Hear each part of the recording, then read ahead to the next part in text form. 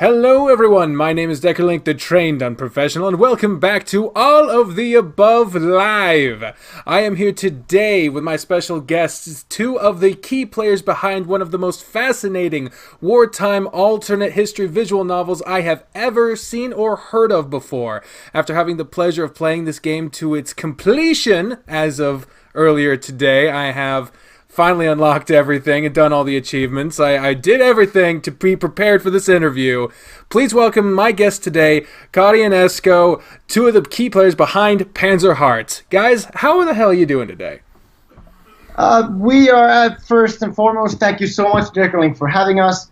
You have been our absolute favorite YouTuber, and now you're not only YouTuber anymore, you're also a podcaster, so we couldn't be more happy. Greetings everyone from sunny Finland. It's 10 a.m. and you are 2 a.m. Yeah, the time zones are so spread out that it's the mid-morning for them, and I've stayed up all day and into the morning after work just to do this interview, to show that I am dedicated and excited for this. Right off the bat, to show my dedication to this. So, so for those of who are unfamiliar, go ahead and I gave a bit of a brief introduction, but go ahead and let the audience know who each of you are and what exactly you do for Panzer Hearts. Okay, I can start. So, hi everyone. My name is Karri. It's a weird Finnish name, Karri. I'm the author of Panzer Hearts. I'm author of Panzer Hearts. Yeah. Hello all. I'm Esko, and I could maybe pronounce me as some kind of or a guy trying to orchestrate the whole thing and combine everything together. Karri's writing and all the other things that go into making an indie game, actually. You're the director. I remember. Director is a good word. Yeah, just what I'm looking for. I would say a team leader.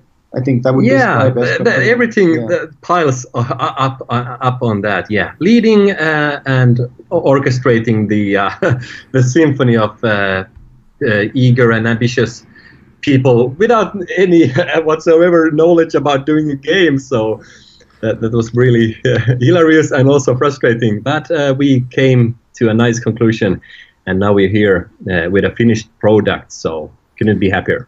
I'm glad, man. I remember you guys sent me the still for the pictures to use on the thumbnail that people are seeing right now.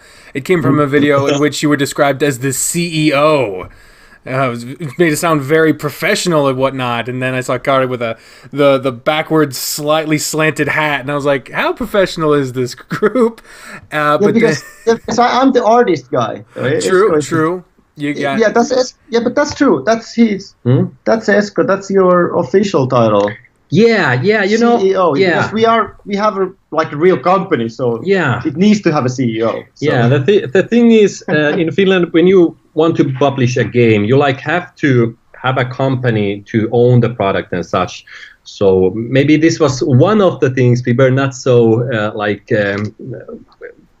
ready for all the business sides of developing a game. So we had to start up a company to be able to publish a product.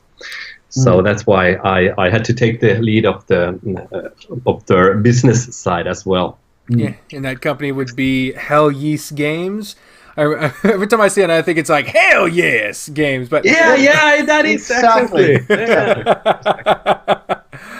Oh man, I'm already excited. And by the way, if you hear like random noises in the background, my brother who lives with me is sick, and my dog is an attention horse, so sometimes he might start whining or pitching a fit. But don't mind them; they're just doing their thing. Just wanted to give any warnings in case you guys or anyone else is hearing stuff in the background. Everything's fine. I absolutely love dogs, so. If I hear dog whining, it only makes me happier. Awesome. Well, that I'm glad that works out because he does it a lot. So before we get into the game itself, our meeting happened to be pretty it wasn't very dramatic, at least on my side. I was curious what exactly brought us together, because you guys sent me an email, but how did you find me, and why did you choose to send that email? Yeah. I don't know, maybe it was me in the first place. When Karri was doing polishing on the script and the story, and I was already scoping for the marketing side of game marketing. So, and YouTube is a big thing. YouTubers, streamers is a big thing to get some traction on the game. Yes. Oh. Many people I saw that could maybe possibly be interested in our game. So there you came along, I guess. That was one big thing that took us much energy to really scope on YouTubers that might be interested and try to get them to send our game and get to play it. And that's why we are very, very thankful of all the interest that you have shown on our game. Absolutely. I mean, it is surprising just how far this game goes. Because when I saw some of the trailers, I was like, a tank romance? I don't understand it. It didn't make a lot of sense. And then you play it, and it's particularly when you get to the second half, it's just like, oh, the emotions happen there now. The emotions are happening now. It's really, it's subtle, and then it grips you, and when it's got you. I recorded 5 episodes in a row. Usually I only record like 2 or 3 episodes max, and usually I'm alternating between games. Once I got to that part, I did 5 episodes in a row. Almost all of them went over half an hour in length, just because I wanted to keep playing. Like that almost, just, if that shows anything, it showed my interest in playing.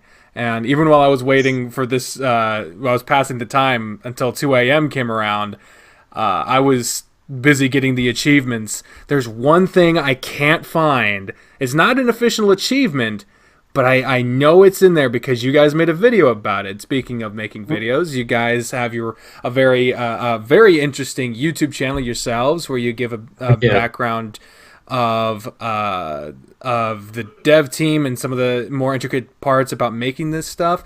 Why did you guys start go that route when it came to because it could just be trailers, it could just be stuff like that, but could you give me a bit of a look into the development process for your YouTube channel and why you chose to do the things on there that you have?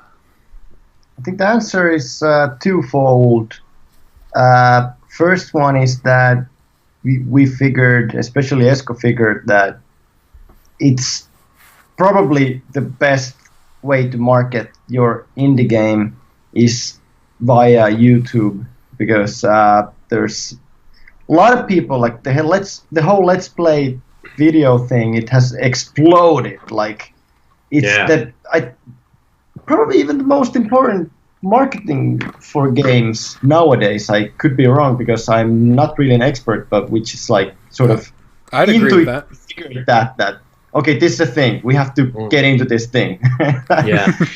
and the, like, on my part, the second part of the answer is that I love making videos myself. I have a video production company also myself, and it was sort of also really nice for me to because I usually work with my partner on the videos, so it was like a good challenge for me to make them all by myself, because then I have to do everything. So it was a lot of fun also in that sense. If I can continue from what Karri said, the thing is, there are so many channels, and as we as amateurs, like, how do you market a game? I was Googling around and seeing what should we do? Should we have a Twitter, YouTube, Facebook, or should we have them all? But then again, when our small team had at least some knowledge about making videos, and I know Karri is good in front of camera, so that maybe made us push more on the YouTube channel, because we had at least some strengths to build on YouTube. That's really good. And I would agree. Karri is very good on front of a camera. That that biological tanks video was. I think it was one of the first ones I actually got like thumbs down from someone. I think it could, but it was kind of weird. Maybe not the usual visual novel marketing thing. So. I mean, no one remembers things that are the same as everything else, so there you go. I also noticed you guys had also contacted one of my YouTube friends, a guy by the name of Fabulous Aura. So he was on your list as well of people you wanted to play this game? Okay. You mean, I mean, we had tens of people, and the rate of who engaged with our game, who started the game, playing it was not that. I'm not sure, because we were just like with a shotgun strategy, shooting every place and seeing where Fabulous Hour. Now we Google. Yeah, I don't remember, but could be. Yeah, now when I see he or she there is so many subscribers. We maybe try to narrow down to some YouTubers with a little bit less subscribers, because we were maybe thinking that our game is not so fine. But yeah, we see Fabulous Aura has played at least one episode of the game. We hope that we see continuing as well. But yeah, I was more concentrating on a little bit smaller and mid-size YouTubers than bigger ones. It's a good strategy, because I mean those are the people that are actually paying attention to games that are sent to them, as opposed to, because if you get too high up, then you get people who are like just playing the AAA, Microsoft freaking paying them to play video games and stuff, and they don't pay attention to the little guys. So I mean, I feel like I'm kind of I'm an indie guy as well. So when people send me a game, then they're indie developers, I'm like, I want to help them out, whether it's a game that fits with my mold of visual novels, which conveniently yours guys did, that helped, or people who send me like tower defense games and puzzle stuff. I like puzzle games, so I want to help out, and I'm glad that we could do that. Yeah, we appreciated that. Yeah, I think it's all about like finding, because there needs to be, in a good relationship, there obviously needs to be added value for both parties. Yeah. So if there is that kind of like, okay, I like this stuff, and then it's a match. So that's, and you cannot really know if this person would really like this. So I guess you just need to sort of shotgun it around to find the people that would actually be interested in. You don't know where the spark will happen, and then start on that. Yeah. Yeah, and I know that I have an unfortunate habit when I first play a game, that my surprise and the way I approach the unknown can sometimes come across as slightly either abrasive or sometimes maybe even disrespectful. It's never intended that way. But when you guys first saw me first playing the game, what did you guys think? I think it was hilarious to see you react with the content. So showing emotion, and that really gain us self-esteem. That okay, we did some good things because people are interacting and engaging with our story, and that was really something that was needed. It was beautiful to see your first video. I was like, oh my god, this is so good stuff. I think I even sent you an email that please continue. Yeah, you did. I mean, and also the later ones when you stopped the game and started to elaborate on the themes. For example, the little bit deeper themes that we have in the game. For example, the race system or the social class system. You discussed this on some of your videos. I think that was what we were looking for. People to start thinking about these things in a more wider spectrum. Well, I'm glad that I hit those notes, because I mean that's something that, because when I first started playing it, I didn't want it to be like, what's this? Is this a Nazi game? What? And we're gonna get to that, because it's not. You've made that abundantly clear, even in the advertising before you even play the game, that it isn't that.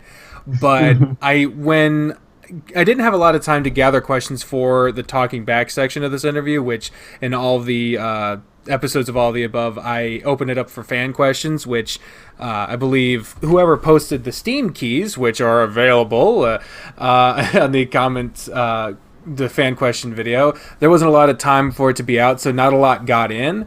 But what the hell? Where was I going with this string of thought? I lost myself. I've been up for too long. I lost my train of thought. Where I was going with it. No, I completely lost where I was going. So we're just gonna move along. Oh no, yes, I remember where I was. So it was when I first started playing it, I didn't want it to come across like that first thing, because was it, and so I'm glad that the further episodes really elaborated on a lot more of it. Now, this next question is going to be the last before we get into more of the nitty-gritty of the game itself, and feel free to answer this completely honestly. I'm not looking for any specific answers here. Who is your favorite person you've seen play your game on YouTube so far? Well, this is like way too obvious to answer this one. We love you because of the how you show emotion and elaborate on the things. When you just play and comment, if you don't comment, how do you feel? I mean, it just gives us developers so much seeing someone interact with the story. So that is very. We don't have so many people playing yet our game. So from the guys and people who have played it till date. So my answer is you, Deckerlink. Aww. Yeah, sure thingy. I mean, it's definitely Deckerlink. Like, there's no doubt about that. Like, Yeah. Well, I mean, it's just that it's not only to show engagement, to show emotion, but also, I mean, also show some intellect. I mean, Yeah. that's like, okay, this is something. Okay, I will not jump into conclusions. I will like use my brain a little bit to understand. Not just goofing around. Yeah, and that's the real, like, that's really, and also the comments. I mean, then you have like some followers who actually write, and then I can engage with them too. I mean, isn't that awesome? Yeah, you have a good that. there. Yeah. One other good or interesting streamer that we had was I think he's is he Austrian or German? He was playing the game. I mean, we have it only in English, but he was dubbing it in German. What was his name? Lunar Wolf. No, it was not Lunar Wolf. It was. He played. Wasn't it Lunar Wolf? Just put Panzer Hearts. Let's give him a shout out. Yeah, shout out to maybe possibly Lunar Wolf or whoever it is. So, yeah. So it was interesting to see. Or was it Mikey? No, not Mikey. Yeah, you can do it. The guy, the Uncle Wolf. Uncle Wolf. Yeah, because he made a whole series of Let's Play, and all the time when playing, he was dubbing it to his own language, which was Germany. And this was interesting because, in a way, we want to study German history at the same time. So that was another quite interesting concept that I haven't seen before. Someone dubbing the game at the same time. So thank you, Uncle Wolf. If you shout out to Uncle Wolf. Also vielen Dank für Uncle Wolf. Yeah. Hey. I know like Guten Tag and shit like that. I don't know anything in German. That's a good start, man. Yeah. Most people would only know like really like bad words, but you know some good stuff. Yeah. Well, Donka. All right. Well, as I mentioned before, in order to pass the time, I did go further than what is in the series, and I finally found out how to unlock the lore section. I won't say it, for those who are wanting to play the game. I won't say how, but I did it. You did. Great. Was it difficult to find it? It wasn't as difficult as it was. It was one of my first hunches, so I got off easy on exactly how to find it. And when it comes to finding it, it's specific, and it might be tedious, but it is not difficult if you know anything about visual novels and where to look to find your cool stuff. Nice. Okay, that's good to hear. Yeah. There's some logic in it. But as we move into more of the intricacies of the behind the game aspect of it and what brought about the game itself, reading into the lore section, which told a very similar telling that I got from a video that Karri did about the alternate history of the game itself. You made an offhanded remark about a story I want to hear more about. It kind of got brushed under the rug in the lore section.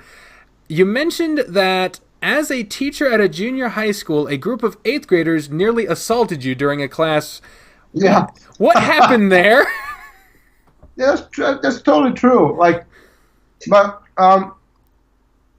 it's kind of the worst place you can be, to be a substitute teacher in a junior high, because the kids there, they're just so full of like hormones and they're so confused about life, so they're just super frustrated, and then they take it out on anyone or anything they can, and a substitute teacher is a perfect target because they might only see that person once. So let's fuck with that guy. And I was just way too soft. I should have been like strict. Yeah, Karri is a soft guy. I'm a soft guy. Like I'm a lover, not a fighter. So I can't like set up boundaries really well. And as a teacher, it's so important to set boundaries. So I was just like, yeah, we're just gonna watch a film about I think we were actually watching a film about World War II, and and then the kids just like started to like rampaging around, like throwing paper around and doing stupid stuff, and I told them to stop. They wouldn't stop, and at the end of the class, and actually like one of them actually asked that, "Hey teacher, you want to fight? You want to fight, man?" Jesus. I was like, no. I know I didn't come here to fight. But then he could like, it's the thing about like junior high school like badass kids. They can smell fear. I'm absolutely positive they can smell fear, and they can smell my fear, and then that just like like it's just like pump them up even more, and they were all bigger than me. They were like hockey players. Damn. They were actually bigger than me, like taller and more muscular than me. Karri's not such a big fella. And there's like 10 of them, and I'm actually scared. And then in the end of the class, they lock me in the classroom. They like, so I had to push the door open. I'm sure they had a great time, but as a teacher, you really can't do anything because you will just get into trouble. Have you done any teaching after that traumatic experience? I did a little bit. I had like some really good, like I was teaching like 10th grade after that, which is like people who are not ready to go to high school, so they redo the 1 grade before high school. I had great time with those guys, but that 8th graders, like that was like a nightmare. Well, that's kind of disconcerting to me because I'm trying to become a tutor for middle school and high school, nice. Starting the school year. I'm looking to try to become a history teacher. So, kinda kind of discouraged now, hearing that Karri almost got destroyed. I think the most important thing is setting the boundaries. Yeah. It's so important, and if you can learn to do that, then you're going to be like, and especially if you are a regular teacher, it's a whole different ball game. Yeah. Sub teachers, they get like a lot of crap, but regular teachers, like it's so different. It's so different. Mm. That's the goal. I'm going to start as a tutor, work my way up to substitute teacher, and then once I get my degree, try to actually be a teacher. And I'm really trying for it. We'll see how it goes. Yeah. But I think you make a brilliant teacher because I have seen you interact with stuff. Well, thank you. I appreciate that. But there's so many bad teachers out there. Like we need guys like you. It's like, it's kind of sad. Like this is a little bit like political maybe, but it's so sad that teacher, like, it's not as respected a job as it should be. Because I mean, who is with our kids all the time? Teachers. It's a teacher. So like it should be the most valuable job in the world. Yeah. But for some reason it's not, and it's kind of, we need guys like you to do it. Yeah. So I'm happy to hear that.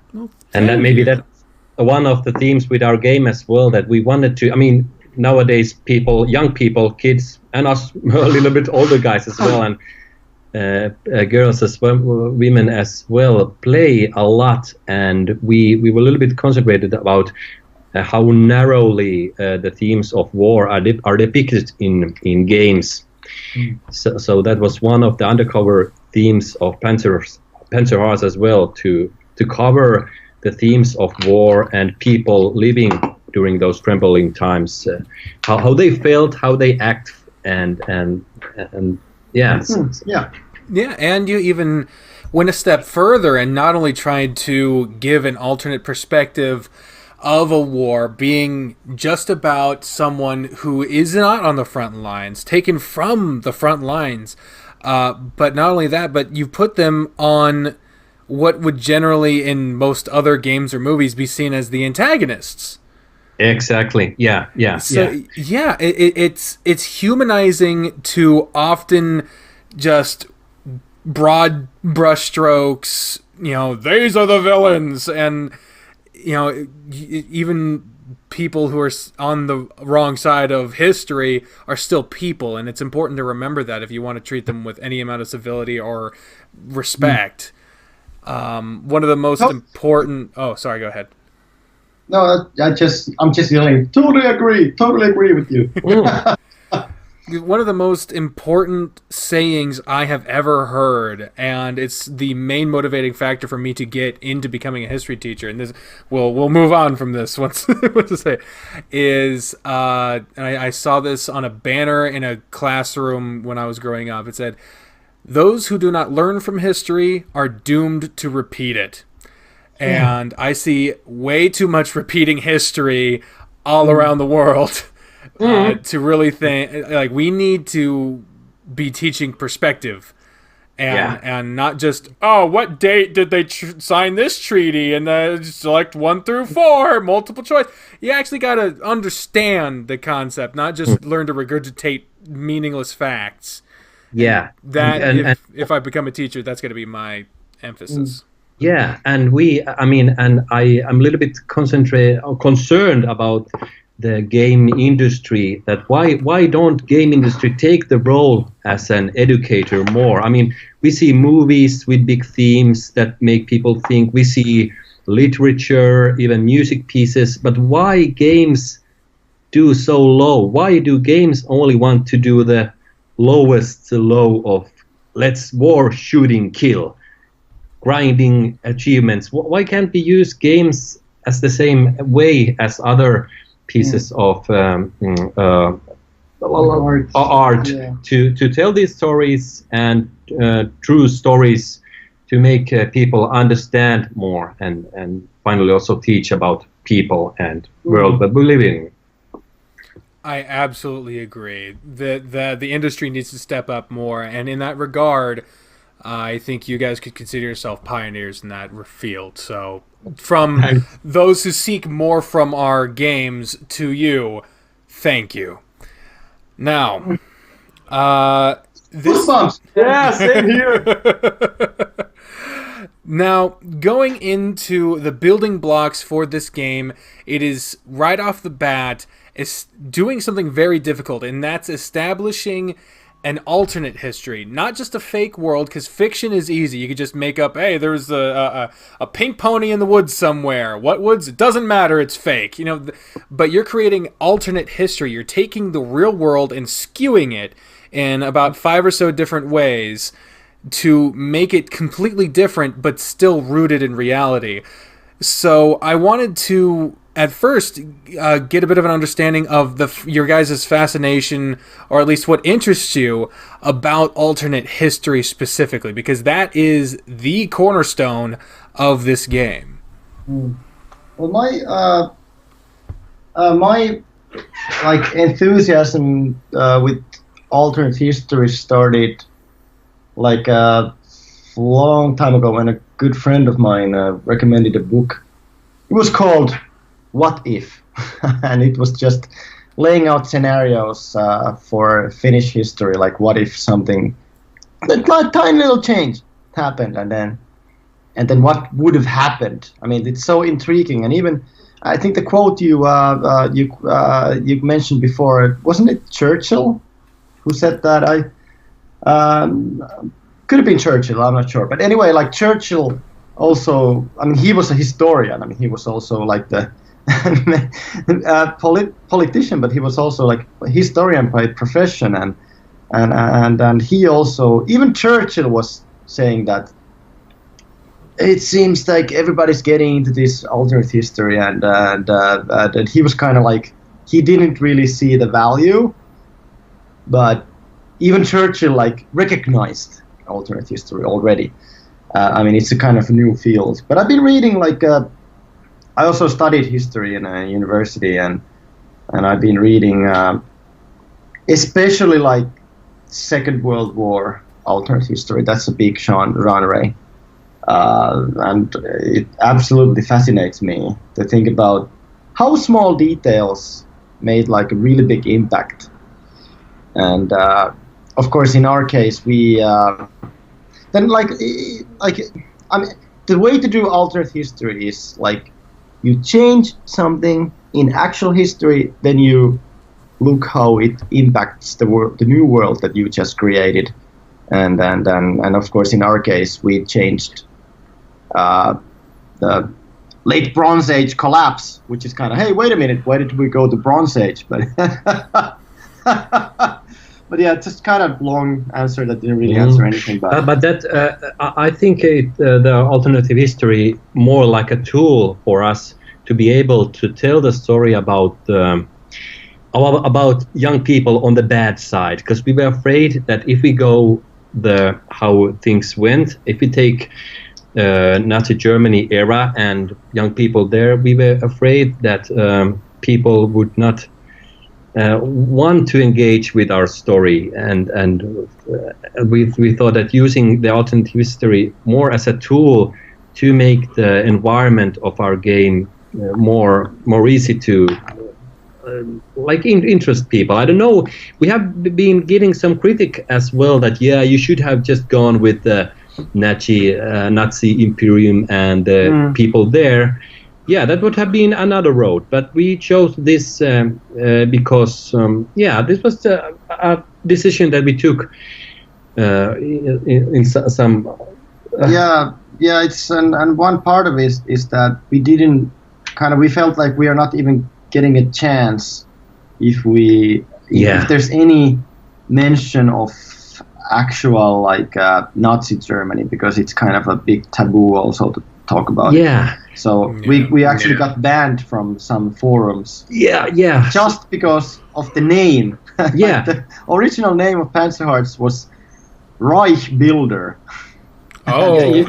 You know what Reich means? Yes. So that was the original name of our and we got banned from forums just because of the name, and it really got us thinking that, okay, we might have to do something differently because we are not even getting a chance. So that history became as a tool for us to be able to bring on the story about the young people on the other side. I think that was the core to get a chance. And as we smallest of the small in the group, we saw that as our way to go further and get some people to see our game. Yeah, I mean I think you guys absolutely chose right in making it an alternate history, because I mean, fuck Nazis, but also I agree. I mean, I got a comment on the questions video that I got rid of, because obviously they didn't even give your guys' game a chance before they decided to come up with an opinion about it. They said that they didn't watch the series because they were uncomfortable with the pseudo-Nazi imagery. And I found myself getting frustrated because I've seen the game, I've played through it damn near to completion, if not completion, and to have someone just not even give it a chance just because it sort of slightly resembles something sorta, but it isn't that at all. And I was and that was just one comment on one video, and you guys are the guys behind the entire game. You've poured your hearts and souls into for the past So I can only imagine just how fucking frustrating that this whole I apologize that this has actually been happening to you, but I'm glad that it did not deter you. That is the important thing. You guys saw through the adversity to create a wonderful game, and that is the true mark of character. It's not whether or not you can face adversity, it's whether that you continue through it. That is the true mark of a great team. So thank you.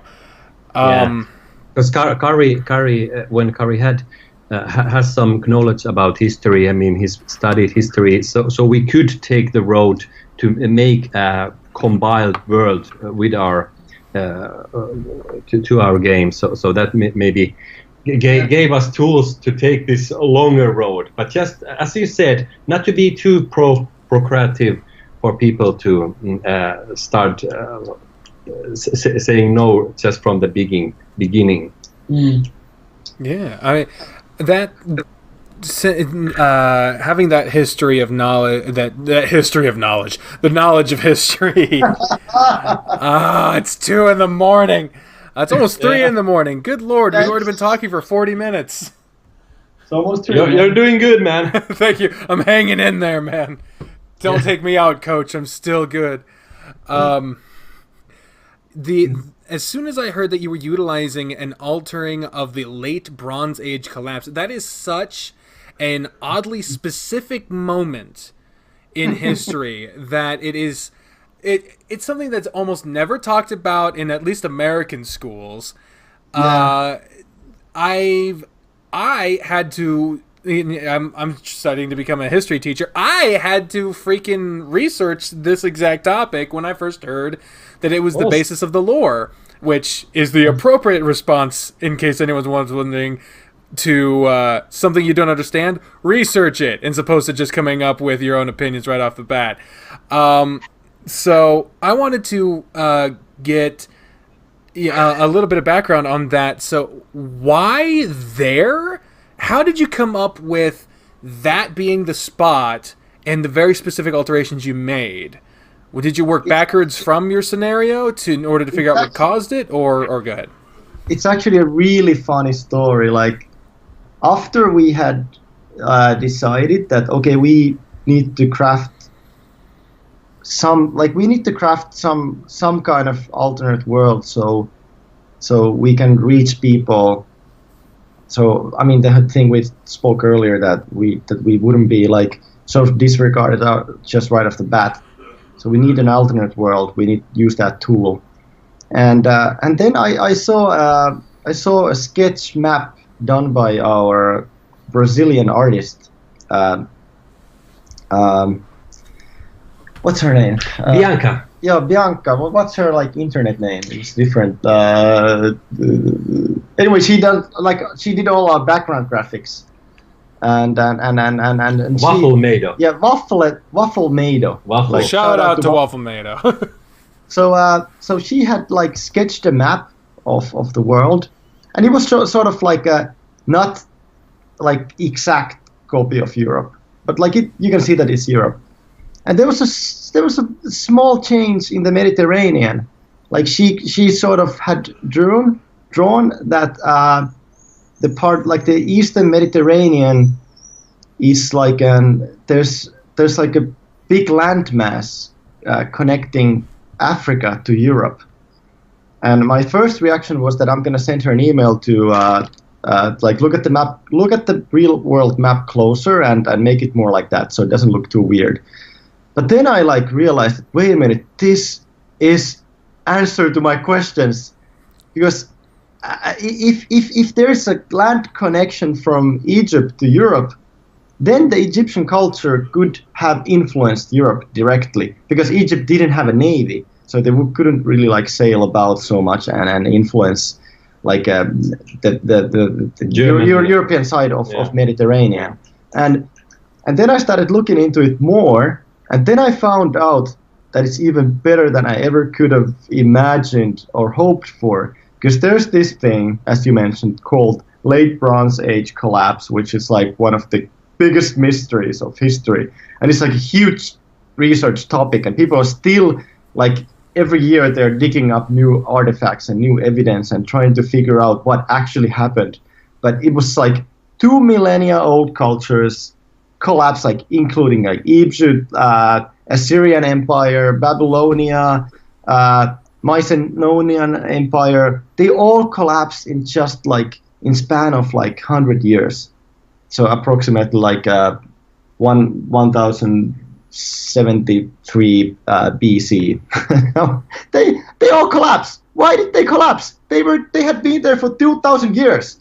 How the fuck did they? I'm sorry. How on earth? You can swear, it's fine. How on earth did they collapse? And then I started looking into it and did a lot of reading and watched a lot of videos, and I was like this is the answer to my questions, and it just provided me perfect scenario. If I can get rid of the Late Bronze Age collapse, then I can argue that Egyptian culture could have spread to Europe. Yeah. And there we had our bad empire, which had the roots in the ancient Egypt. There we had a big empire with like known symbols as Nazis had as well, that could work as a scenario for our game. So that was really, it came as a gift for us. Yeah, that was a beautiful gift from history. So thank you, history. And like even like beautiful like sort of random coincidences, like dog, for example. Like Egyptians, they had Anubis, which is like a god that has a dog's head. Mm-hmm. And World War II Germany, they loved dogs. I mean, they had like Adolf had his own dog, and they were using also dog as a symbol. So there was like these resemblances that we could also use. Yeah. So like everything just like started to like fit into place. Yeah. So we found paint to start elaborating and growing our alternative scenario. It's fascinating that it just sort of fell into your lap. Like that's incredible. I wow. I have no words, because I was expecting this like we scoured through the entire history book to find the one moment. It just sort of happened, and it turned out wonderfully, and that's fantastic. It's all thanks to Waffle Mado from Brazil. Shout out to Waffle Mado, and shout out to Brazil as well. Shout out to all of Brazil. What? Have you guys ever heard of a YouTube channel called Alternate History Hub? I think I've seen some some videos. Yeah, I love their channel. They do a lot of great stuff. I've been kind of hoping that they would cover Panzer Hearts, because they cover a lot of like books that cover alternate history. They did stuff on Fallout, which is alternate history. A lot of people don't think about Fallout. The Fallout video contact games. them. Yeah, you should contact them. Yeah, send them a copy. Send them one of those Steam codes. Get them, because they have a great audience for this. It would fit right in with your guys' theme. Yeah, if that could happen, that would be a real boost for your guys' game. Yeah, I already actually did like a shout out to a couple of like the YouTube channels that I actually like mentioned in my like lore vlog episode, like Crash Course History is one and Extra History is another one. But if they're not covering games, maybe we should. Yeah, this was a good idea. Because they have. Yeah, that's true. They don't cover games, so they didn't care about that. So maybe we'll try the Alternate History Hub. Yeah, I have actually watched some of these videos. They are really good. Yeah, the main guy there, Cody, he's phenomenal, and so I hope that works out for you. I hope that really does. Thanks for. Yeah, absolutely. Yeah. Other than the alternate history scenario that went into Panzer Hearts, other than that one, what are you guys' favorite alternate history scenarios? Well, it's like it's obvious, like it's kind of boring answer, but what if Germany won? I mean, that's just the most popular one, I think, and once there's actually like really good, like well researched stuff also that I've been reading. For example, Peter Tsoras, like Tsuras, he's like a Greek last name, and he's been doing like really good, like multiple books on alternate history and World War II. For example, Disaster at Stalingrad. It's so good. Like he paints this like small minor logistic details. Like it's all about like wars are won not by soldiers, not by airplanes or tanks, but logistics. Yeah. And for example, the sea corridor through north that Allies were shipping stuff to Soviet Union. Like, if Germany would have really put an effort to block that, I mean, just that thing could have changed the war. And we thought, as having our game story inside an industry factory, that could maybe get people, like, an imagination of, okay, I can, of this what-if scenario, what is happening undercover, behind the scenes, during the war effort. So these topics really, I think they interest many people. And the thing with I used to consider, do you know 30 Years' War? Yes. Like big religious war in Europe in 1600s. That used to be my sort of favorite war, in a sense that like it's so the history behind it is just insane. It's so interesting. Like Sweden went there. Like Sweden was the #1 military in the world.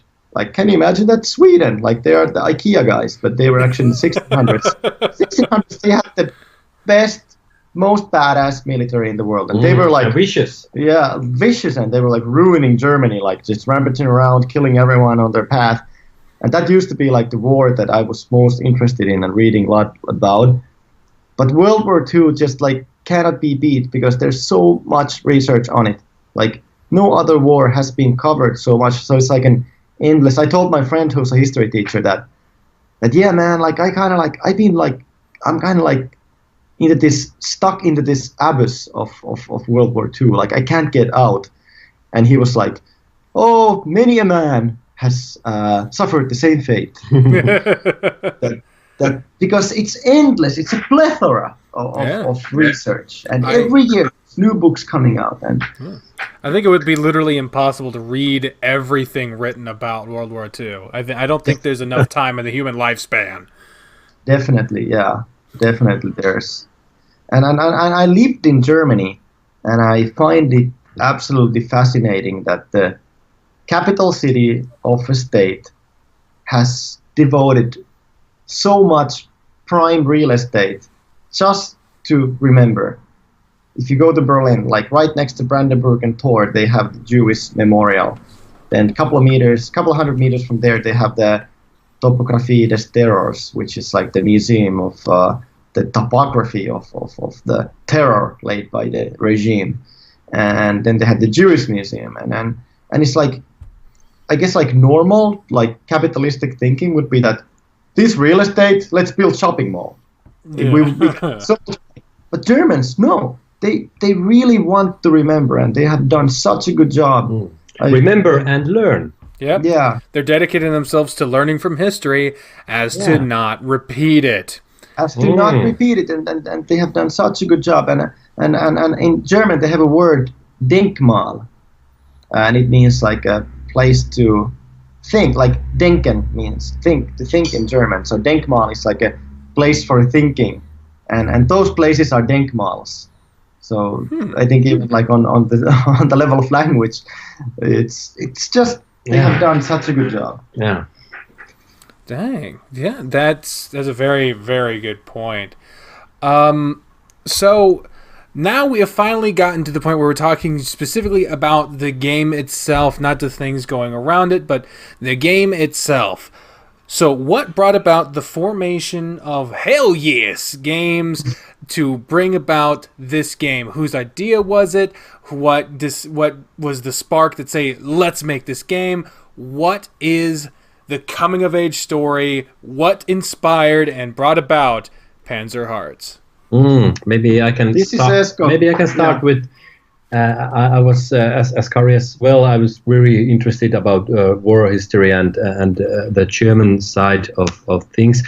I saw a very good drama movie. You can find it on YouTube as well. It's called Unsere Mutter und unsere Vater. In English, it's Generation War.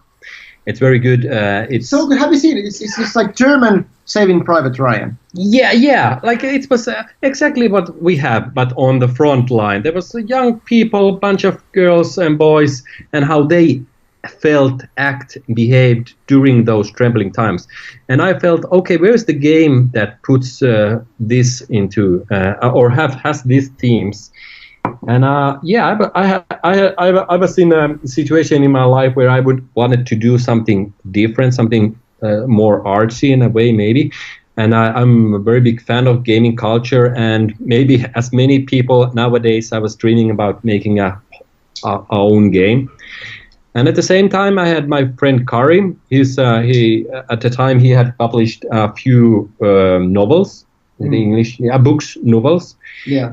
And there I saw that, okay, Karri, I mean, are people reading? I mean, your novels are great, but could we maybe find a bigger audience for your storytelling capabilities if we could make a game together? And there it kind of started. We had me, Karri, and also my little sister Eva, who actually built. She drew the tanks in the factory. So we nice. Yeah. So we really are homemade in every spectrum. And then we started to gather some people, for example, Waffle in Brazil from the internet, and started step by step combining our arms to make a game for ourselves, and also for the people who yearn more about or are interested about themes of war and want to do more than just shoot and kill and level up. Yeah. That's good. Hell yes. Yeah, so there it was kind of started, I think. Yeah. I don't know if you want to go to the details of the name of the company, because that was like you were doing another. Yeah, we had first we had my wife was there as well. We had a therapy game first. We thought about making a therapy game, about setting where you play a role of a therapist, and there comes patients rolling in, and then you, use the visual novel kind of game setting. But then when Karri came along, and because we were both interested in war history, it was easier to start with a whole story with Panzer Hearts, and there we kind of started, I think. Yeah. Esko just asked me that, do you want to make a game with tanks and World War II? Yeah, can you say no to that? Of course. Well, you knew exactly what to say. Yeah. Well, that's awesome. And one thing that I noted many times in the series leading up to the twist, which again I won't give away, was the language specifically, not English, but the words. I noticed a whole lot of very nationalistic, almost propaganda-like terminology being used. Now that I've seen the twist, it really does lure you into the twist. So it's off-putting at first, it becomes normal, and then the twist happens. I think that's very smart. I wanted to know how much of that kind of language use was planned and how much of it just sort of happened. Yeah, well, I was actually reading speeches by Goebbels. The propaganda minister of Nazi Germany. Yeah, I was actually reading his speeches, and they are like very much like, there's the Minister of Public Enlightenment in the game. Scary dude.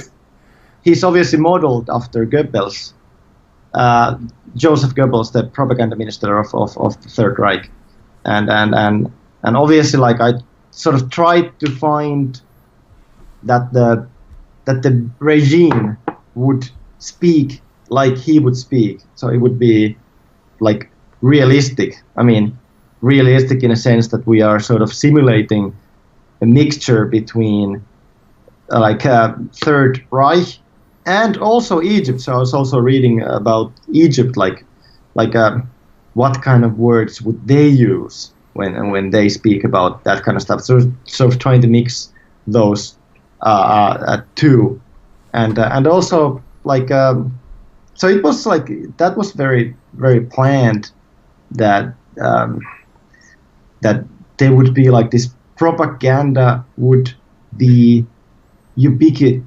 Oh fuck! I'm trying to pronounce this. Ubiquitous. Ubiquitous. Sorry. Yeah. Thanks, man. So it's always everywhere. You can't escape it. It permeates your whole existence. And sort of, I mean, that's the reason why people, like, they don't understand anymore. They are just there hearing the same things every day. Yeah. As Deckerlink put it, brainwashed. Yeah. Mm-hmm. The young people living, experiencing it, and even without any ways to inhibit its effect on each other. So we wanted to study that in a game. That's very cool. I mean, one of the best examples I could think of that was have either of you played BioShock? Yeah, I do know BioShock. I unfortunately haven't played it, but yeah, I read reviews. Yeah. One of the I won't go over the plot or anything, but one of the most interesting things it's if you ever wanted an exploratory on the idea of player choice, BioShock is the one to play because there's a character that follows you throughout the game that continuously is the one giving you your objectives. And as a player, you're just like, oh, that's what I'm supposed to do? Okay, and then you just do it. But it turns out near the end that they have been, after every request, saying the phrase, like, would you kindly go open that door? Would you kindly go take out that guy? Would you kindly go down this corridor? He was brainwashing you with the phrase, would you kindly? And as a player, you never realized that that was the reason why your character was doing all the stuff they were doing. You were just going along with it for the ride. And it turns out your character and you were both being duped and you didn't even realize it. And it's so freaking smart. And it's that kind of usage of language that you also find in Panzer Hearts, because until the twist, you never really get a sense, other than, real life comparisons, that this is really out of the ordinary. You start to almost buy into, like, maybe there is this impenetrable empire, and maybe there is this really, they have all these things figured out, and then reality hits you. It's like, oh yeah, of course, this isn't freaking working. This, but I don't want to give any details of the twist. In Panzer Hearts, we also had the psychological layer. I mean, the human relationship layer of this. I mean, this relationship between Bastian, the main hero, and the Kontar, the factory boss, in a sense that he giving Bastian orders and telling about the objectives and about the world and the empire. But at the same time, there was Bastian living without a father and looking for a father figure. So there was also that road, what made him to maybe motivate to follow Kontar's orders and ideas. Yeah. It's very good. I hadn't even put that together. That's very smart too. You have a character that's very assertive and a character that's looking to find someone that would fill that role, and so it's kind of like a puzzle piece. It fits perfectly, so perfectly that I didn't even realize how good it was. And one quick comment on the brainwashing thing. The technique of brainwashing is basically to repeat something until your brain gives up. Yeah. So that's what they did. I read an amazing book by Richard Wurmbrod, who was a priest in the Romania during the Cold War, and he wrote a book about the torture methods that they used on Christians in Soviet Union, because they were atheists, so they would ban all the religions, and they would want everybody to become atheists too. So they would lock up all the priests in prison, and then 24 hours a day from the loudspeakers they would say, "There is no God, there is no God, there is no God." And think about hearing that every single hour of the day. Jeez, I would just say, I believe whatever you say if you just shut the fuck up. Exactly. Like, your brain will at some point, unless you are a Superman, it will give up. It's just too much of a burden to keep fighting that kind of like onslaught of words.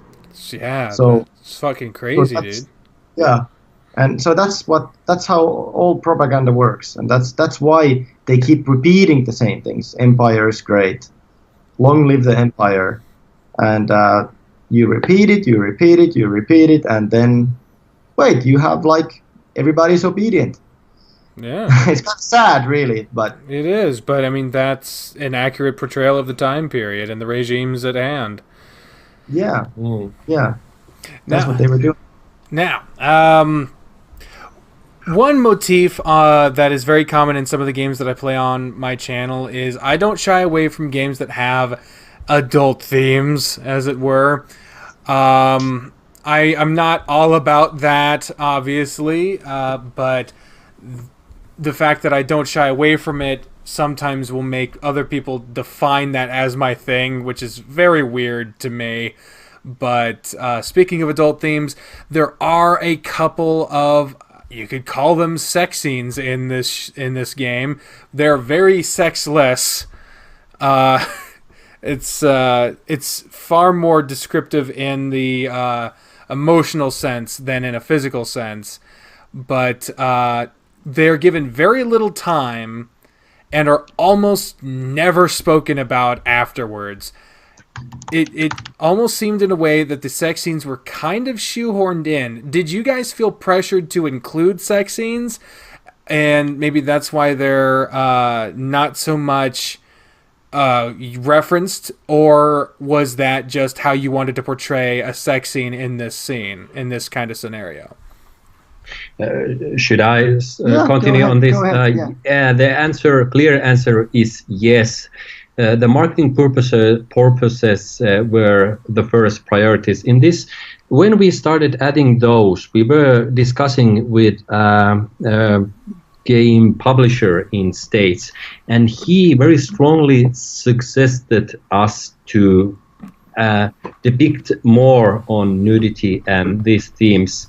No, he basically he didn't suggest, he like demanded that you need to have this kind of, nobody will buy your game. Nobody will buy your game if you don't have like sex stuff in it. And this is like, a visual novel. Come on, guys. We were like two nerdy guys, like, oh, but we just wanted to tell this story. We don't want to have this kind of is a war scene with big themes. You really have some titties? Okay. So you guys got bullied into including sex scenes. You nailed it, bro. God, that fucking sucks, dude. I'm sorry that happened to you. But in the end, I'm not even like, it's very difficult to say that if it has been beneficial or not, because like, of course, we can't know like how many people we would have playing if we didn't have like that kind of stuff. And obviously, we don't have any like hardcore stuff, just like kind of softcore. Oh yeah, you don't see anything explicit. You don't even say anything explicit. Like I said, it's probably the most sexless sex scenes I've ever played. And to be honest, like they do provide a emotional depth in a way because of the way that they come about. They come about at very specific moments in the story that would make your allegiance go one way or the other because of those moments, if depending on who you were following. So I think basically having been forced to include these moments, I think they were handled in a smart way mainly because of their placement. You're not harping on them much. They're not even mentioned much.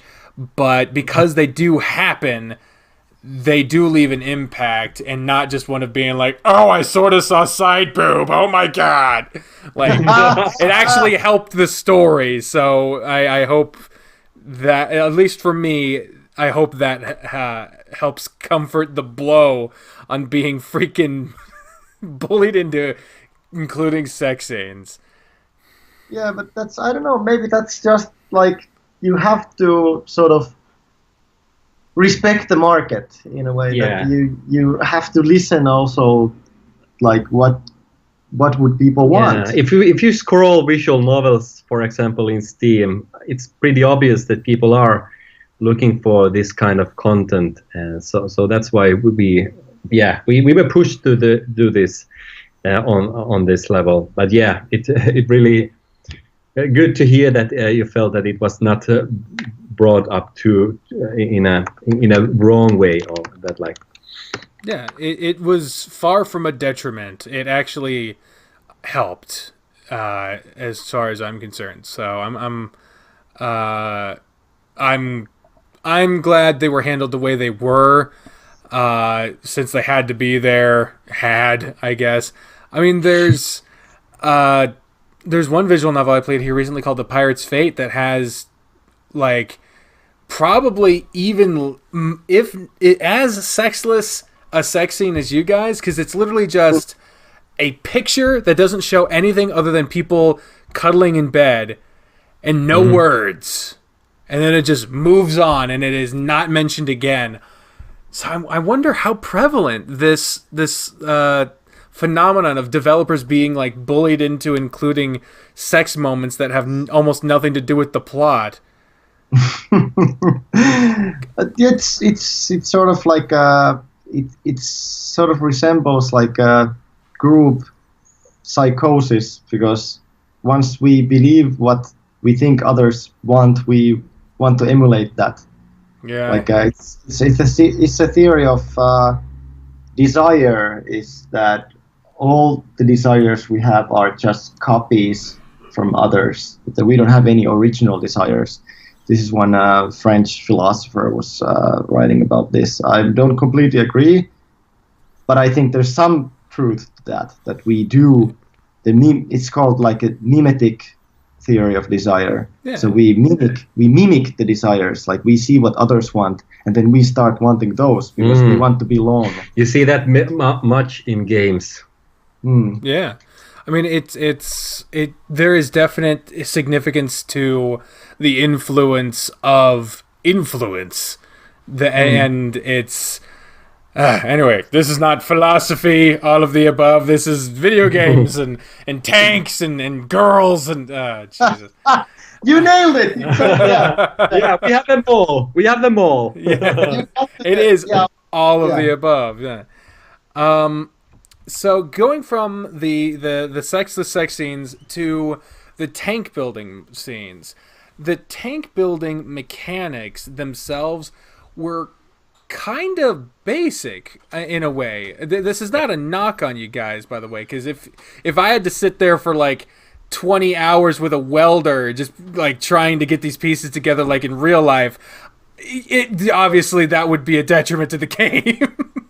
But I wanted to know, tanks as an environmental thing, like you are in a tank factory, makes total sense. I absolutely love that setting. It's very unique.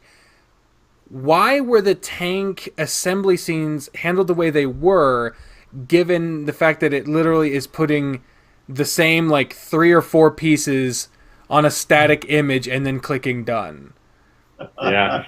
The small and the first answer is our coding capabilities. I mean, the limit of our coding capabilities. That we knew that we wanted to have at least some mini games to stop the flood of text and have something a refreshment. For example, the American big AAA storytelling firm Telltale, you probably know, they use these quick time scenes. We felt that we wanted to have something similar that was in the reach of our capabilities as a team. So there we found out, and I mean, as well, there are not many. I mean, many people are interested about tanks, but there are not so many where you can drive them, you can shoot with them with games, but you don't have the feel of how they were made and what the building thing. So this was the with our limited capabilities of coding, this was the best we could do, and that's about it. Were you guys coding with Ren'Py?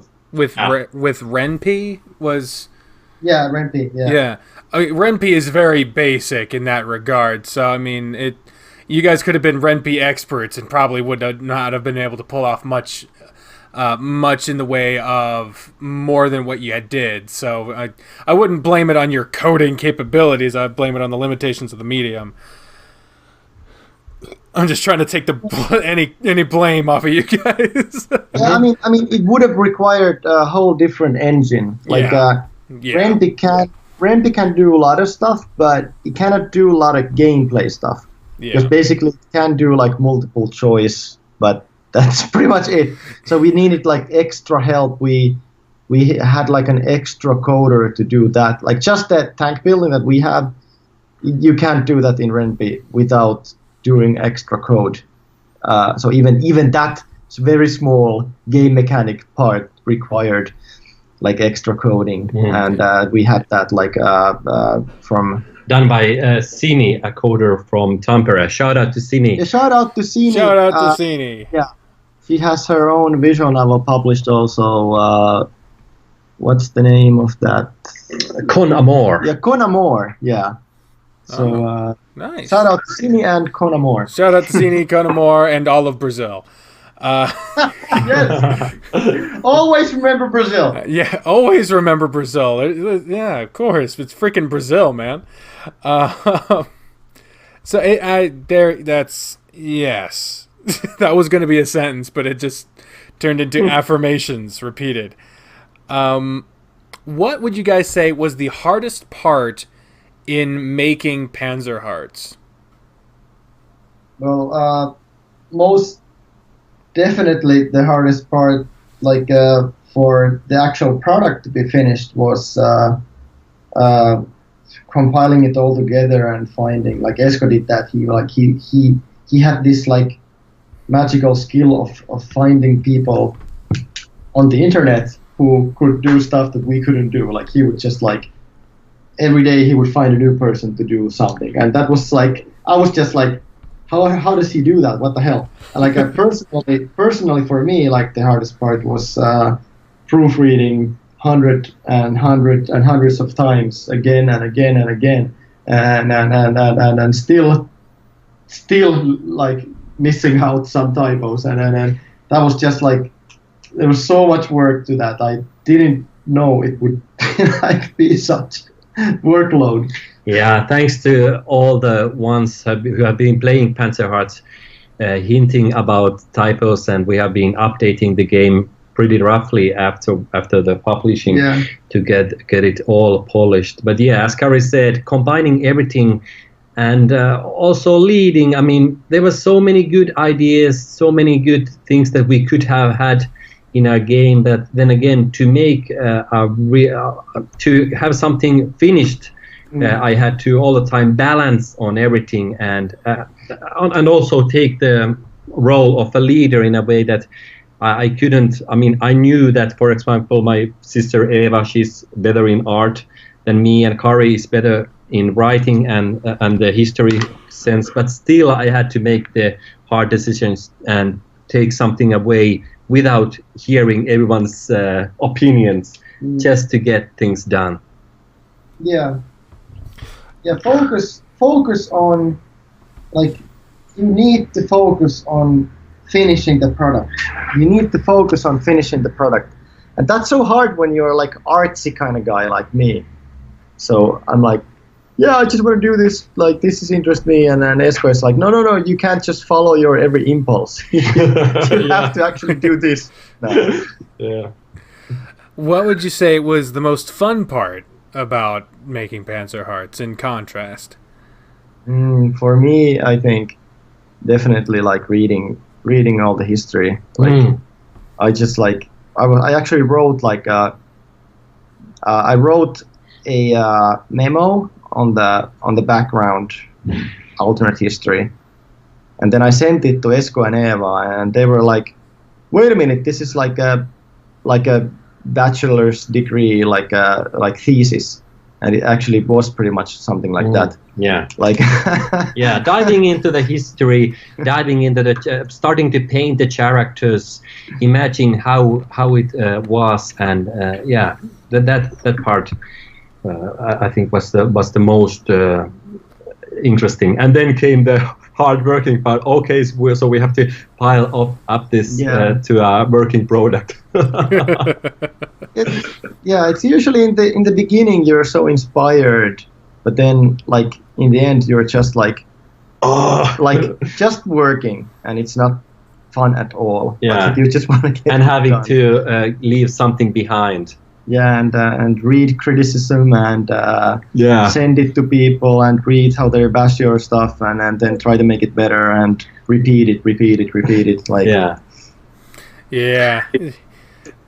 That, I mean, that's something that, because I have a passion for voice acting, and you know, I've heard a lot of people want to try to get voice acting because they're like, I can do it, I could do a weird voice, but then they don't realize that in voice acting, very often you're doing like, you're screaming one word over and over and over again for like 700 takes. It is not as simple as going into a room, sounding weird, and then leaving and collecting $1 million. That is not the case. Exactly. And think about doing this with everything in your game: art, UI, music, sounds, storyline, what happens, options. Everything had to be iterated continually. during the process. So yeah, it really it sounds like a living hell. Yeah, tell me about it. The last months I was like completely 24/7 doing Panzer Hearts really to really match the goals that we had put ourselves. Yeah, nobody was enjoying it at that at that time. Yeah.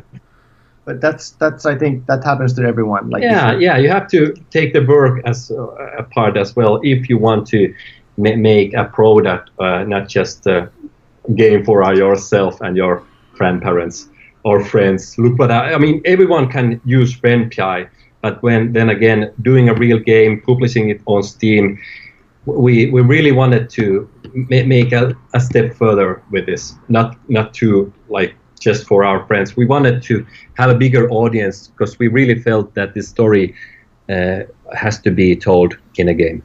Yeah. And are there any plans for a sequel?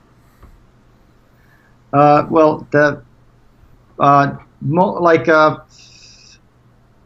right now we are still sort of recovering from the last from the last stretch that we did to finish the game, and we're actually still updating the game, and we there's still some we find occasionally something to fix.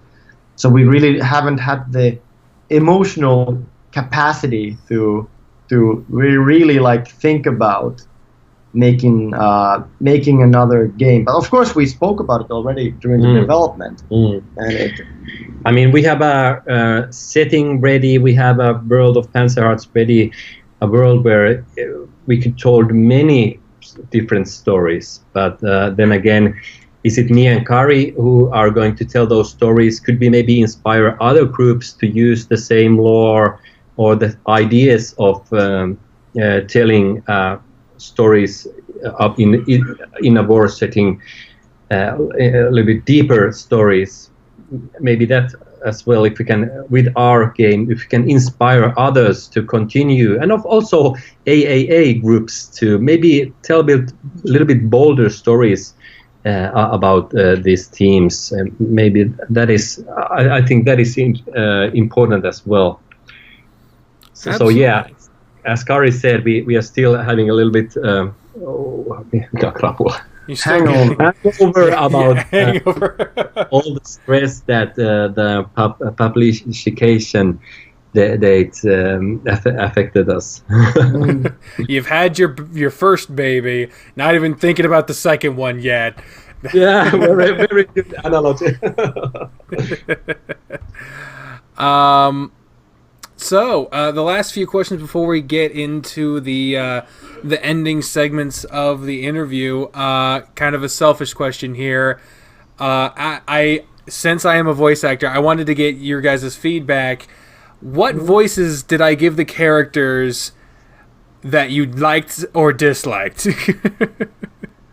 Well, I think Kontar, definitely. Yeah, I liked you on Kontar. Hans, and I liked how we have this Bastion's inner thoughts. I really liked you on that as well. Well, thank you.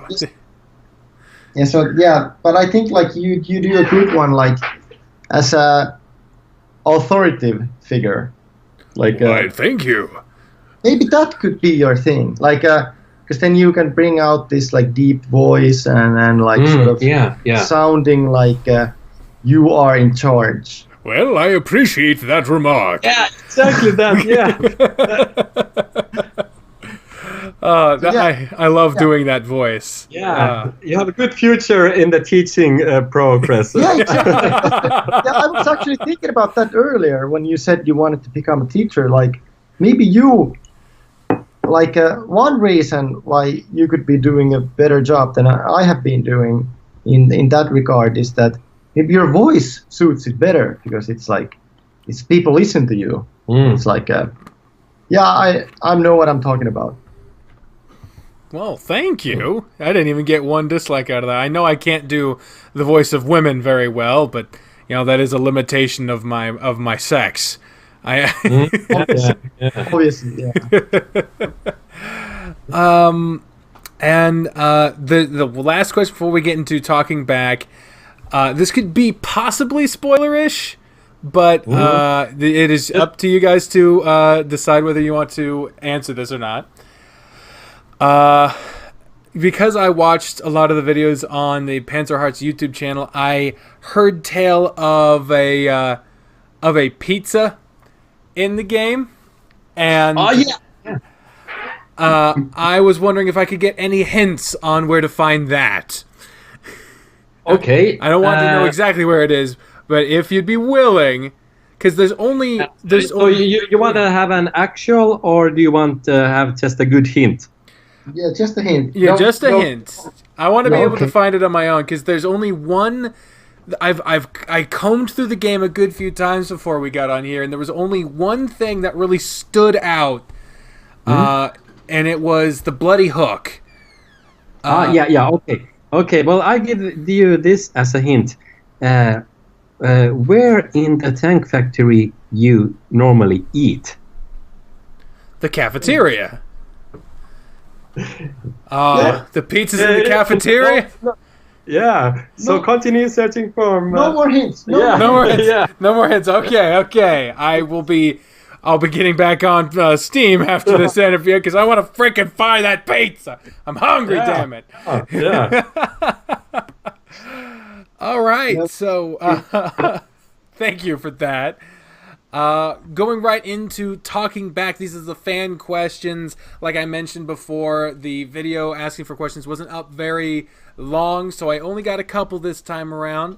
The first one comes from the official channel artist, who asked like 700 questions, but I only chose one of them because a lot of them were silly. Like, what's the object to your left? Like, But the one I chose from them was, if you could be an animal, what animal would you be? Oh, it's so easy. For me, I would definitely be a dog. I have to answer dog as well. We had a dog when I was a kid, and I relate with those. Any specific breed? I think I would be a Labrador Retriever because I love eating and I love licking people and smelling butts. So definitely Labrador Retriever. You lead an interesting life. I was thinking about more of the dog being needing the group and liking to be in a group. That's my motivation. Not the butt sniffing and licking people. There are two kinds of people in this world. Yeah, that's true. There's that. And the second fan question was from Tech Swift, who asked, "What are your favorite characters in Panzer Hearts?"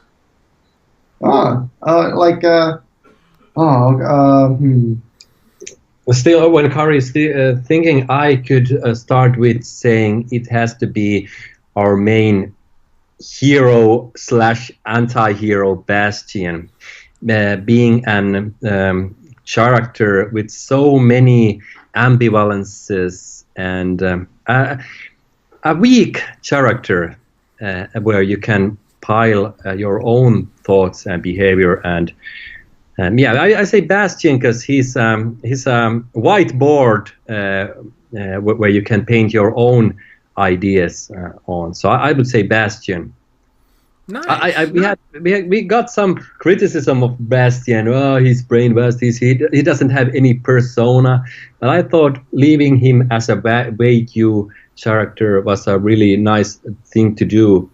To really give people more feel of the environment and maybe also put people own ideas and emotions into the character. Yeah, they get to put themselves into the character. The character's a blank slate. It encourages immersion because you're painting yourself into the blank slate of the main character. Yeah. So I say Bastion. And Esko forgot to mention that one inspiration for Bastion was also Goethe's young Werther. Yeah. There was this, I don't know if you know Goethe, he's like this romantic times German author who wrote this Die Leidungen des jungen Werthers, which is like the suffering of the young Werther, and he's like this, like the best example of a really like sort of shy young guy who just like is unable to do anything because he's so like Bastian, like he's just like way too shy for anything. Yeah, you have this shy character as in visual novels with high school settings, but you haven't had a shy, foolish main character in a war game. So that's Panzer Hearts for you. Yeah, very unique. That's a easy word to put to describe Panzer Hearts is unique. And from my part, I must agree with some of our fans, including Kara, who was our proofreader from the States, Sheratomo in Twitter. Yeah, and she shout outs to her. Shout out to her and Brazil.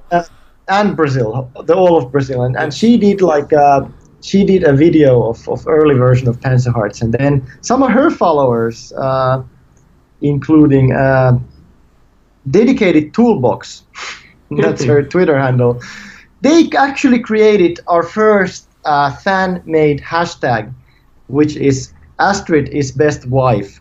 You can find some really good stuff in Twitter with that hashtag, and they really fell in love with Astrid when Kara was playing on her channel, and they were like flooding the chat with Astrid is so beautiful, Astrid I want to marry Astrid, and I was like, yeah, you guys are absolutely right. Astrid is best wife, and I have to say Astrid.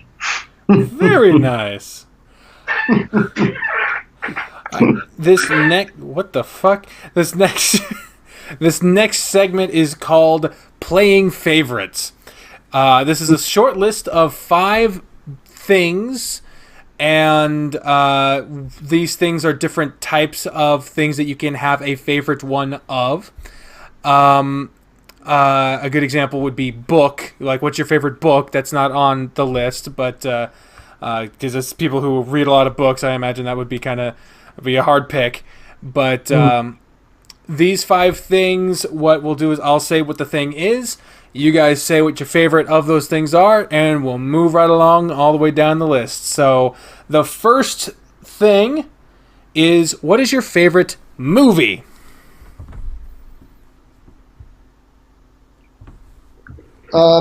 Starship Troopers. I love that as well, but I'm going to say the German Generation War, which I recommended earlier already. Nice. So I say Generation War.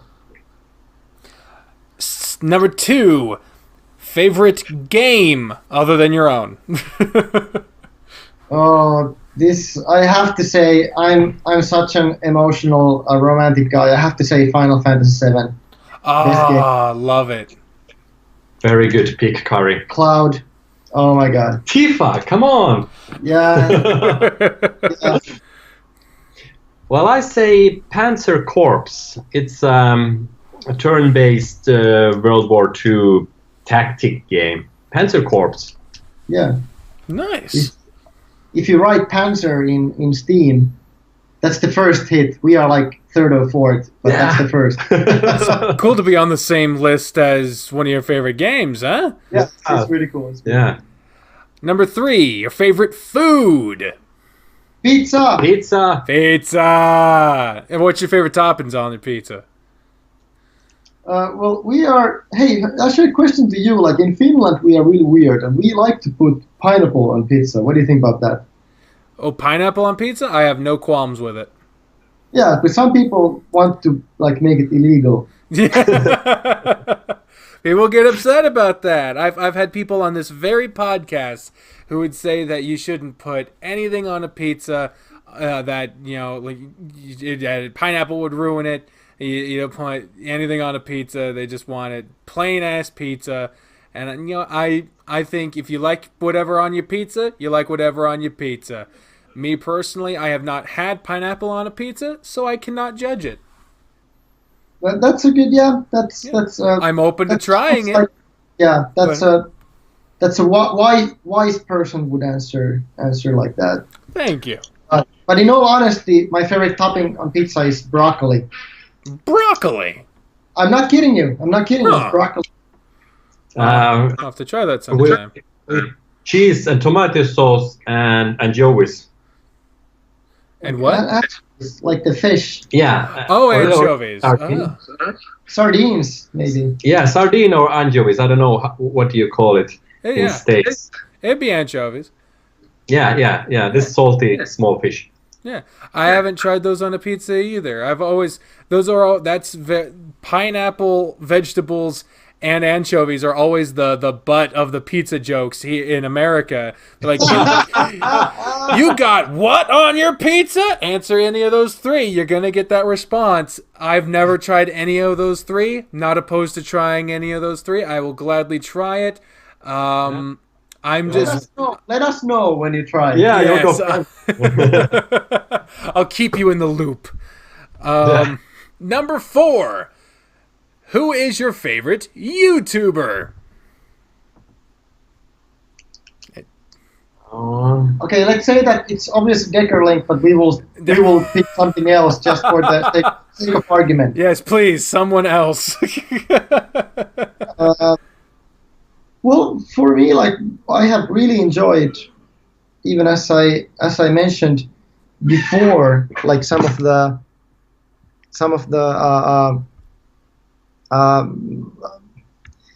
alternate history channels, and I would pick. I think I would pick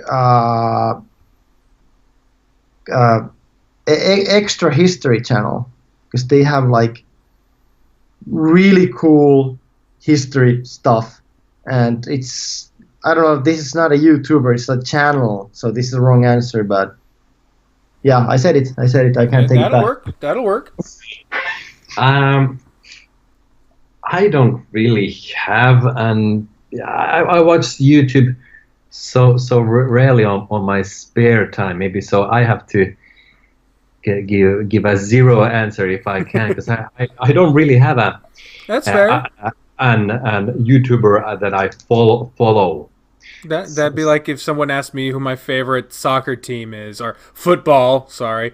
I don't follow. Shout out to Brazil! Shout out to Brazil! Shout out to all of Brazil. You know, I'll just default to Brazil. They're my favorite football team.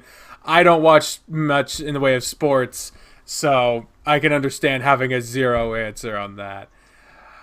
Yeah. All right, the last one, number 5. Your favorite thing to do at a store other than shop? This is a good one. I think like acting, like sort of, like for example, like following someone in the store, and when they get suspicious, just like try looking at some package on the shelf, but still looking suspicious, so they would start feeling really weird.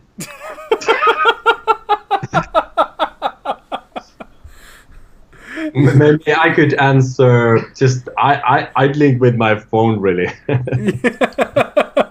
Again, 2 types of people in this world. Yeah, the same guys, the broccoli guy and the anchovies guy. Yeah. Still, everyone wants to be a dog. Yeah. Yeah. Guy and the social guy.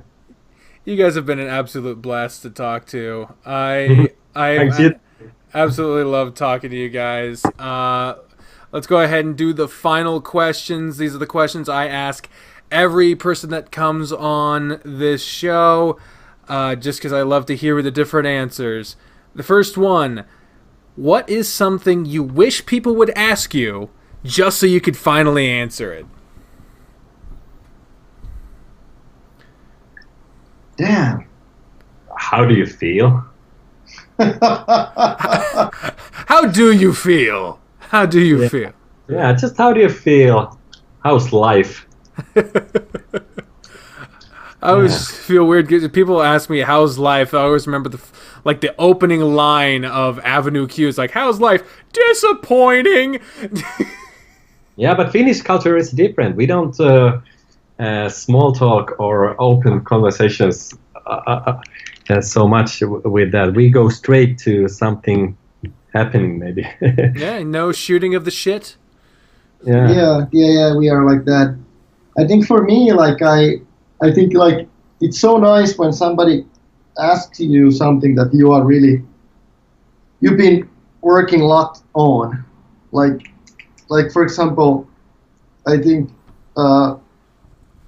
when you ask like, how did you come up with this alternate history scenario? I mean, then I can talk like hours about that, because then when you're really deep into something, you just like you can talk about it forever. Yeah. So that's really like the meaning of life sort of stuff. So like asking about stuff that you are really like doing a lot of reading on. So yeah, those kind of questions.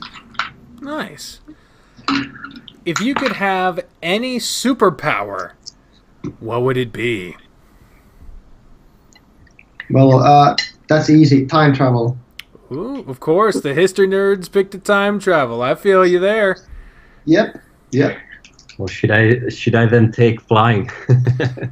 He saves on gas. Yeah. All right. And I guess the last one would be, what would have to happen to you in your life for you to feel like you finally, quote unquote, made it? When Panzer Hearts sells 1 million copies. 1 million copies. Yeah, this was one of our bucket list things. I mean, making your own game, and now here talking with you with a nice people. I mean, that we made something that maybe had a small impact somewhere. So yeah, this was one of the things that making your own game, and now we can be proud of it. So yeah, let's now to the next targets. What it will be, only time will tell. Nice. And I would definitely say you've had more than just a small impact. If you've definitely had a big impact on me. You guys have really strived to show what this medium can do above the industry standard, and I think that's a really, really bold and courageous thing for you to do, especially for really your first outing.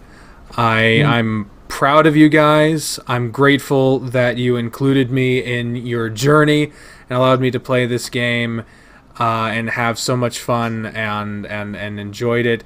I also had an absolute blast talking to you guys. I always love talking to the game developers and hearing more about the process behind the games that I've played, and you guys have been very interesting to talk to, very encouraging. So I want to thank you for being here. Now let the audience know where they can find your shit. Where can they get the game? In the link below. Where can they find your stuff? Well, yes, you said there's a link below the video to our Steam page. That's the obvious place to start. Then you can find our YouTube channel right here on YouTube, Panzer Hearts. You can find us on Twitter, Panzer Hearts. You can find us on Instagram, Panzer Hearts. And you can also find us on Facebook, Panzer Hearts. Not to forget the Discord channel, Panzer Hearts. And the Facebook page, Panzer Hearts. Yeah. You got branding on point. Like, I don't even know what other channels we could have. I think you named them all. Bring back MySpace just so you can have it. Yeah, but just go flock to the Steam and take a look on our game and see for yourself. Yeah, and write us a review. Yeah, we need more reviews. We have 15 reviews now. Keep them coming. Keep them coming. Thank you guys very much for being here today. I know for you it's only about to be noon. For me, it's about to be 4 in the goddamn morning. So oh my God. I'm gonna go. Some people in chat were asking us, why the hell is he doing this 3 a.m.? Yeah. It's because of our Finnish time zone. It's but it was a sacrifice well worth it. Thank you guys very much for being here. I absolutely love talking to you guys. Thanks for having us. Absolutely. Yeah, thanks so much, Decker. Absolutely. And I'll go ahead and wrap things up. Thank you, everyone, for watching here live. I know it was kind of a weird time zone, so a weird time, so there wasn't a whole lot here live. But for those watching on YouTube, once I have gone through and I've put it out as its official episode, thank you to everyone who watched the Panzer Hearts series that have gone to check out the game, check out the social medias, do what you guys do, and support indie developers and people who are trying to change the industry. Do what you can, do what you will. Thank you all very much for joining me. Until next time, ladies and gentlemen, I have been the Trained Unprofessional, speaking for the voices in my head and Karri and Esko when I say until then, fare thee well. Yeah. Bye, everyone. Bye, everyone. Bye.